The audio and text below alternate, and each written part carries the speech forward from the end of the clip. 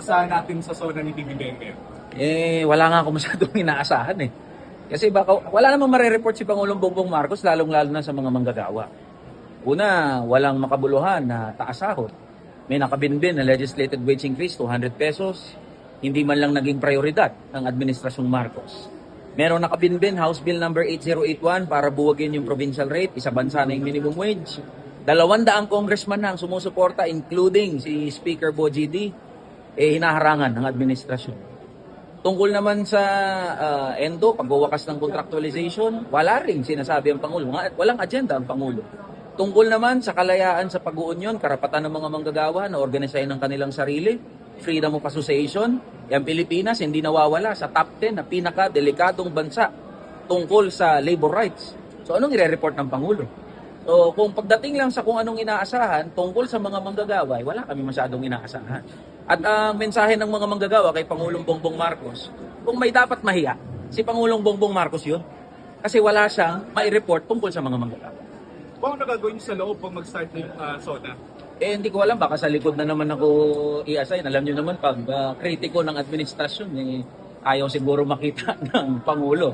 So ina-expect ko na baka pagpasok doon sa loob, sa likod na naman ang seat assignment ko. So tignan natin, baka mamaya maglaro lang. Kung wala siyang masasabi gaano tungkol sa mga manggagawa, 2 oras yan. So kung 2 oras lang kami magpaplastikan at magpobulahan, might as well siguro maglaro na lang ako ng mobile game. So in other words ko, yung past year na yun, how would you describe yung naging aksyon ng administrasyon na to para dun sa sektor ng manggagawa? Sa mga manggagawa, not even one. Ito yung sinasabi namin not even one reform patungkol sa mga manggagawa, sahod, kontraktualisasyon, tungkol sa karapatan ng mga manggagawa. Walang maipagmalaki, walang mai-report ang Pangulong Bongbong Marcos. So what we are saying is, anong i-report niya ngayong SONA? So 2 taon na lang, less than 2 years na lang ang termino ng Pangulong Bongbong Marcos, dialogo nga hindi nagawa Hindi nakipag-usap si Pangulong Bongbong Marcos sa mga labor groups.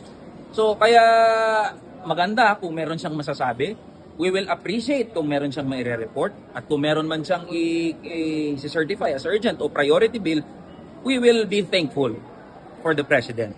Pero kung wala siyang sasabihin mamaya, same old, don't expect na magpapasalamat ang mga manggagawa. Sir, grado niyo sir sa kanyang performance for the past 4 years. Grado niyo po na Ano bang scale pinag-uusapan natin? 1 to 10? 1 to 10. Siguro 1.5 sa mga manggagawa. Kasi kahit pa paano, meron namang taas sahod. Pero ito ang binabanggit namin dyan, hindi yan dahil sa Malacanang, hindi yan dahil sa Dole. Yung taas sahod na 85 pesos dito sa NCR dahil yan sa patuloy na pangangalampag at pag-iingay ng mga manggagawa. So kung isa-certify ni Pangulong Bongbong Marcos as urgent yung 200 pisong dagdag sahod, yung House Bill number 8081 na magbubuwag ng provincial rate, baka mag-10 pa si Pangulong Bongbong Marcos.